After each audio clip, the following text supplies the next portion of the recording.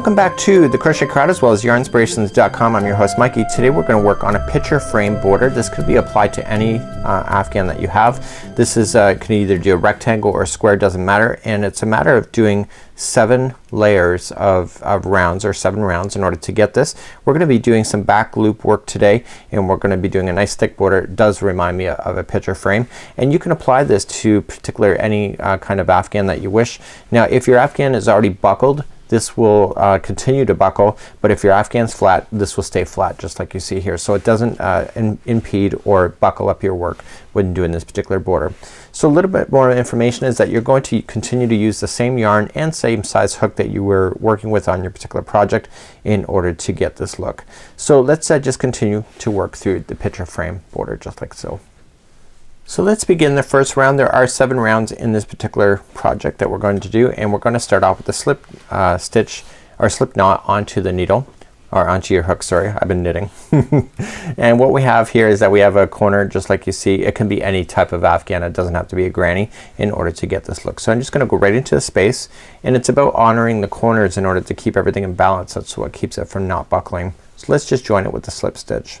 So you're just gonna chain up 1, and in the corners for this round there'll always be 3 single crochets. So 1, 2, and 3.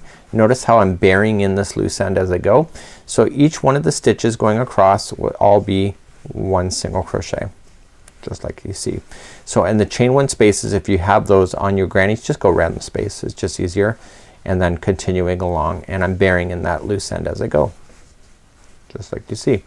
So here's my first corner. So in the corners will always be the same. I have 3 single crochets into each. So 1, 2, and 3, and then continue. Single crochets across, 3 in the corner, single crochets, 3 in the corner, and then I'll meet you at the end of this round where I'll show you what to do next.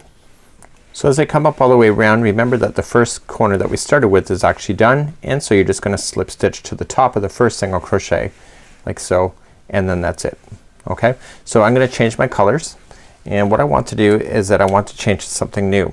So rounds number 2, 3, and 7 all use the back loops only on these stitches of the next rounds. So rounds number 2, 3, and 7. Okay, this is creating that kind of a neat look. So I'm just weaving these in and out. So remember, in crochet there's always 2 strands, and together they make up a stitch.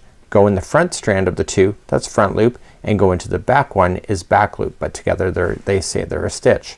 So what I want to do is that I want to pay attention here, and let me tell you a little bit about it, because I'm not gonna do the whole border with you on camera because it gets repetitive, and I'll show you how. So in this particular design, every time you have single crochets now going forward, there's always 3 in a corner. Okay, always 3. So whenever you go to hit the corner, it'll be the middle one of the 3. So if you're single crocheting and you hit a corner, the middle one will always have the 3 single crochets in here. So even if it's back loop only, still the middle one is only gonna have 3. So let me get you started on this round. I want to get you to the nice thick round of doing trebles in order to get that really nice look, and then the remaining is just a matter of maintaining what you already have. So this next round is a back loop only. Okay, they're not all back loops, it's just this particular one. So rounds number 2, 3, and 7 are back loops. So even when you go to start, you don't want to go right into a stitch of the middle one of the 3. You want to go into a back loop only. Okay, so just 1 strand here, and you want to join it with a slip stitch, chain up 1, and you're going to apply 3 single crochets into that back loop. It's gonna open things up a little bit on you. That's what back loops do. And what you're going to do then is every stitch across just in the back loop, trap this straggler into position, and you're just going to go 1 single crochet into the back loop. So what's gonna happen on the corners? Well, if you were paying attention, the middle one of the 3 is going to get 3 single crochets into that one. So I buried that enough. I'm gonna move that out of the way. So on the corners, the middle one of the 3 gets 3 additional single crochets.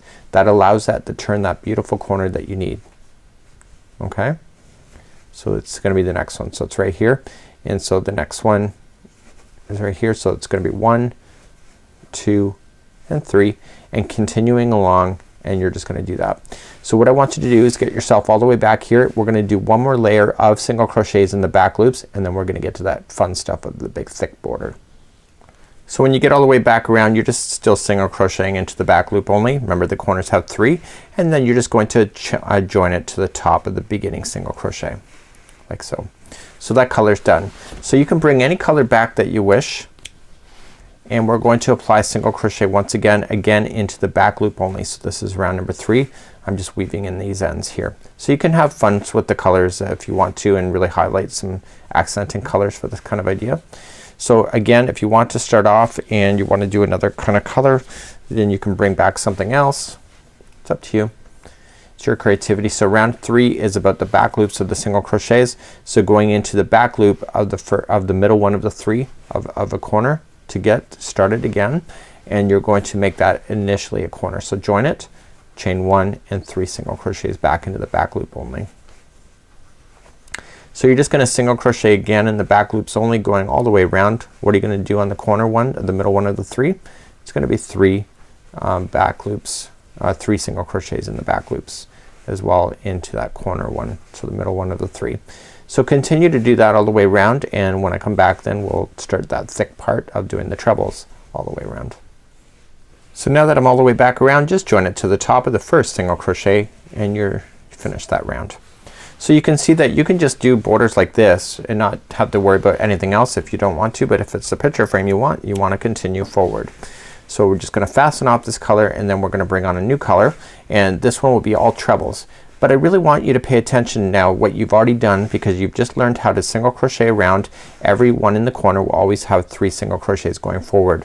So I'm going to show you how to do the trebles, and then what's gonna happen is that the middle one of the trebles that going forward is going to have 3 single crochets in it again, and then continuing, and you'll make 3 more rounds just like you see. So this is kind of one side of the frame, the middle section, and then another 3 will be on the other side.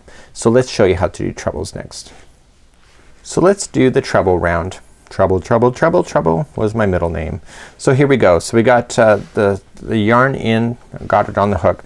So it's the middle one of the 3 is where we want to start. We're going to do, it looks like that we need to put it one into the 3. Sorry, I got distracted by something.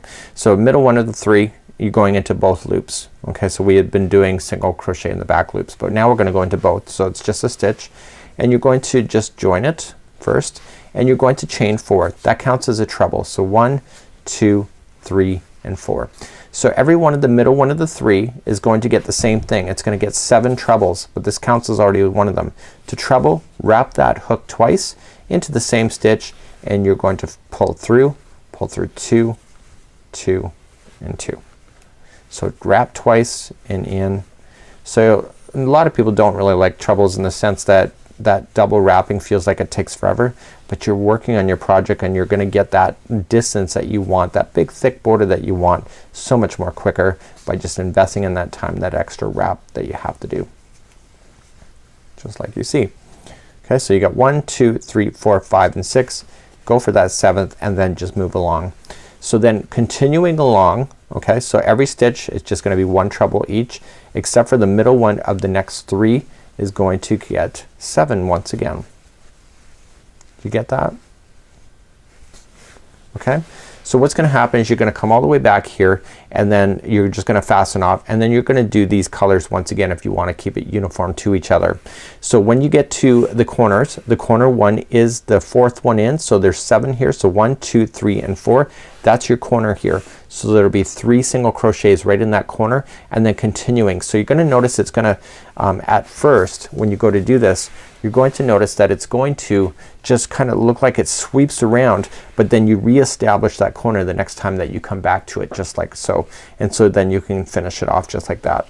So that is how you would do this picture frame kind of border idea. It's really quite a beautiful border. It's really quite outstanding if you do complementary colors towards what's inside here and make it whatever main that accent color was in that big thick area. It looks absolutely incredible.